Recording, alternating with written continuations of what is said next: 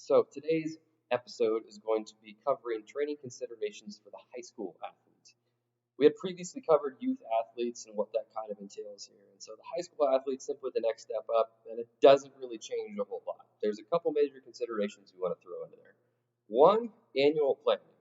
So the annual plan gives them a structure and a consistent level of training to go off of throughout the entire year, season to season, block by block, however you program it with that. So that's one major consideration you want to take into account there. The second one is measurements. You're going to want to make sure that you're measuring appropriately at this point in time. They don't have to be complex. You can do a simple power measurement, a simple strength measurement. You can do an anaerobic or aerobic measurement. You can split the power and strength into upper and lower body if needed there. Keep it simple and make it consistent. And when you're doing these measurements, make sure you're doing it at appropriate time of the year. You probably don't need to have them come in day one of freshman year and have them do a max out. That's really not going to aid in anything, and you're going to screw up your risk reward ratio by trying to chomp off too much at once with that. So that would be the major thing in the annual planning, is to track measurements throughout the course of time. The second thing with consistency, we use a push the ceiling, pull the floor method.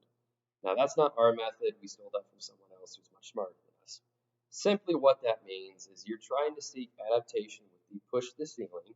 So you're trying to take 1 foot and put it in an area where they're going to see improvements in performance, and that could be some of your training. The other part of your training will be the pull the floor. Now, what pull the floor means is that you're simply doing stuff that's going to build the robustness of the athlete, and you're not going to do any harm. That may mean that you're not going to see improvements in certain things, or you don't necessarily have a targeted improvement for those movements, but they're going to build the athlete as a foundation, and they're not necessarily going to take away from anything they're doing. They are simply positive with very little risk involved. Taking those two things in consideration with measurements and annual programming are going to be your two biggest bang for your buck for your high school athlete. When you get further along into high school, you can start getting a little bit more complex.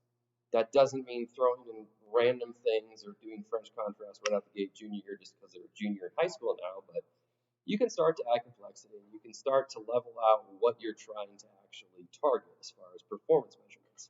Are you looking to actually increase speed, or are you just seeing generic results from the strength that you got?